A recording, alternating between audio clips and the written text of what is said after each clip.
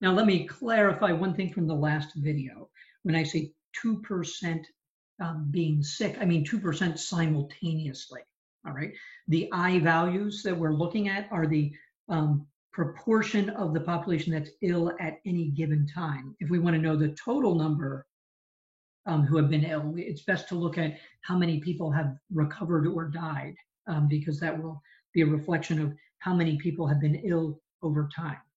Okay, so let's expand on the idea of having two branches. All right, so if I is less than I threshold, I want to go back to the kind of our flow diagrams, then the state variable I can go to R or go to D. All right, now the key was, if we're below I threshold, this is what we've already coded in, 99% will go this way, all right? And 1% will go this way. In fact, then we were able to take this times C times I to tell me how fast they're going in both of these directions. So our code was fairly simple. This is what we already have, that dr is equal to 0.99 times C times I. We put little ITs in there in the code. The rate at which deaths are occurring is 0.01 times C times I. So if you add those two things up, you get 100% of people who are moving into removed. So the combination of these would be the rate at which people are being removed, all right? Now it gets more complicated if we go over I threshold. So this is what we need to code in. First of all, we're going to have to look at these two cases. So we'll have to split our code for when we're below I threshold. I should probably say, and then this will be the other case. If we are not below I threshold, you are clearly above I threshold. I guess we could say below or equal to I threshold in the top case. So then if that's not true, you must be over that, okay? So now this will get a little more complicated. So we have I, but the top half is the group for which we have beds or have enough beds. It's not like the hospitals close when we go over I threshold. They can only treat up to the threshold amount, okay? So what happens over here is, if we're up in this category, I can be divided into kind of two groups. One group that is I threshold and the other group that is I minus I threshold. Okay, so that splits the population into two groups. That can be done at random, or we could, I don't know, literally put a fence up or something.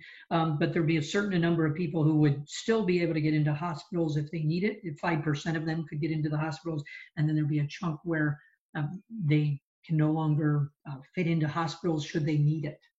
Okay, doesn't mean that everybody in the top category is going to the hospital. Only 5% of them will go to the hospital, but beds are available for those who are the acute cases who need it. So then these flow the two directions, and this will still be the 99% going to being recovered and the 1% who die, right? Now in the bottom part of this, my R clear. Wow, that's really bad. Let me just rewrite that.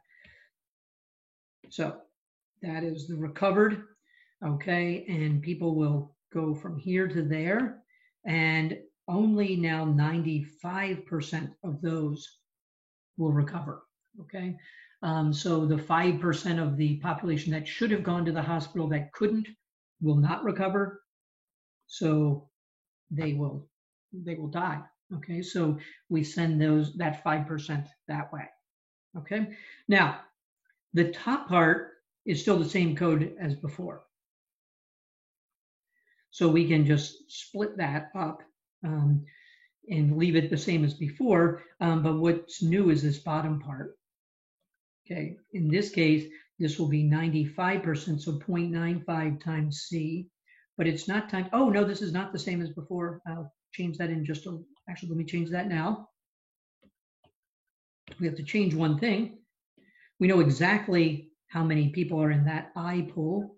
So DR will equal 0.99 times C times, we have the threshold amount in that pool, that up to that amount can get proper hospital care. And then we can see that what goes in down here is the part of the population that exceeds that. The infected population over that is I minus I threshold. So their recovery rate is lower, right? At the same time, the death rate of this first group, 0.01 times C times, now it is I threshold, okay? Whereas note up here, this I is a changing I, depending on how many people are sick. But once we reach the threshold, this amount, I threshold, are the part, that's the portion of the population that will be treated properly, and the other portion of the population will not be treated properly. So it will look like the line above, except that it's, oh, I'm sorry, it's not 1%. We're now in the not getting into the hospital, and 5% of the people who are ill will not survive because they're not able to get the medical treatment that they desperately need.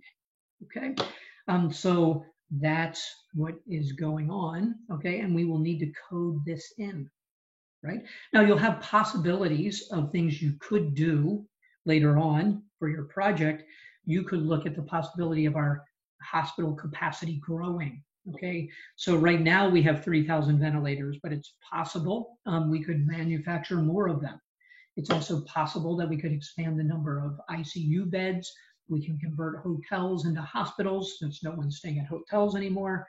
There are all kinds of things that we could do to make the situation better. But if nothing were to change, this is what we have, and this is what the epidemiologist would work with in order to program it in.